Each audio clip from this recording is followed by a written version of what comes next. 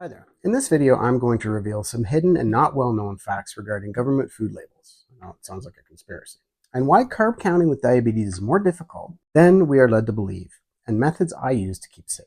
But before I reveal this, I need to explain how I figured it out. I've been living with type 1 diabetes for over 42 years, and I've tried everything recommended to me by the experts of the times. And in a big part of this was how to manage food and my diabetes, or in my case, how to match insulin with the carbs I eat. Over the years, this has become easier, but honestly, it is still a major struggle to perfect. I'm sure you can relate if you do any of this as a type 1 or even count your carbs as a type 2. I would leave those early education sessions when I was younger and apply the principles taught, like using the plate method, measuring cups, exchange methods. There's all sorts of methods back then. And I even bought a fancy scale where you could throw the food in it, on top of it, and punch in a code and tell you how much nutrients was in it, including carbohydrate. Crazy and time consuming. So during my diabetes journey, and this is my journey, it's not medical advice, I would waver back and forth off and on, trying to eat measurable carbs as much as possible, using food labels and now apps and online information to figure out how much carb I was about to eat, only to realize that no matter what the heck I tried, my guesses were almost always wrong. This made me very discouraged and wanted to give up. I just said, whatever, I'll just eat what I want, take a guess. So I decided to dive into some of the reasons why I couldn't get it right. And here are the two main reasons I found out.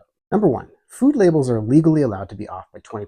You heard it correctly, 20%. So when I read that a label on a can was 80 grams of carb and I would bolus insulin for that 80 grams, I should have taken 20% more or 20% less. Like, what the heck? I looked this up, and Canada and the US government agencies both allow for this margin of error. Now, sometimes they get it right, I'm sure, but it's definitely good to know that this can mess with your blood sugars by a lot, and kind of made me feel better because I know it's not just me. Reason number two. Most recommendations suggest that a large portion of our diabetic diet be carbohydrate focused. This is changing a bit, but it's been like that for years. I struggled with this as a kid, but growing up, I ate what my mom fed me. Based on the exchange system, you should look that one up. It's a lot of carb. I remember going to visit my diabetes team probably about 15 years ago, as my A1C was worsening as an adult, and during the visit I met with a dietitian, which is pretty standard. I explained that I was eating pretty normal, following a food guide. I could not get control of my blood sugars no matter what I did. And I was losing weight, which is a sign as a type 1 of poor control because you're just peeing out your sugars.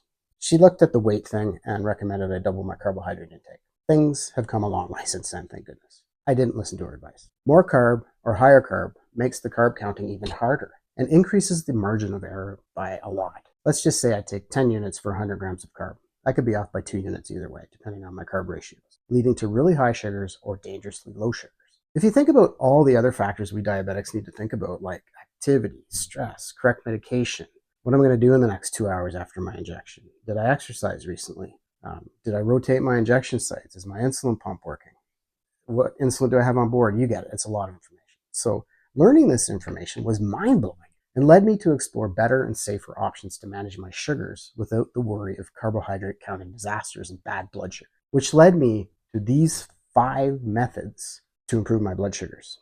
Flip the food pyramid upside down is my first method. Literally, if you have watched any of my other videos, you know I typically follow a lower carb lifestyle. Years ago, when looking for a way to control my diabetes, I searched high and low, desperate to figure this stuff out. If you see here, this lab result graph, you can see where I made the change years ago and went to a lower carb lifestyle, which I've stuck with since then, for the most part. It was just logical for me. Less carb, less guessing, and less error. No more 20% errors in dosing. I also try to eat things only that I can measure. That's number 2. If you eat a carb-rich diet, try to eat things you can measure as much as possible versus that big bowl of pasta or that big bowl of rice, which are impossible to measure. So have a grilled cheese sandwich, which you can measure. Number 3, making my own food. If I make my own food, I know the ingredients I'm putting in and I know the portions I'm going to divide it out to, so I have a better idea of the carbs I'm going to eat. Reason number 4 is remember the basics. Don't forget to subtract fiber from your carb count. And the last one, which is not well known, some might say secretive, but most things you eat will increase your blood sugar as a type and mess with your diabetes control,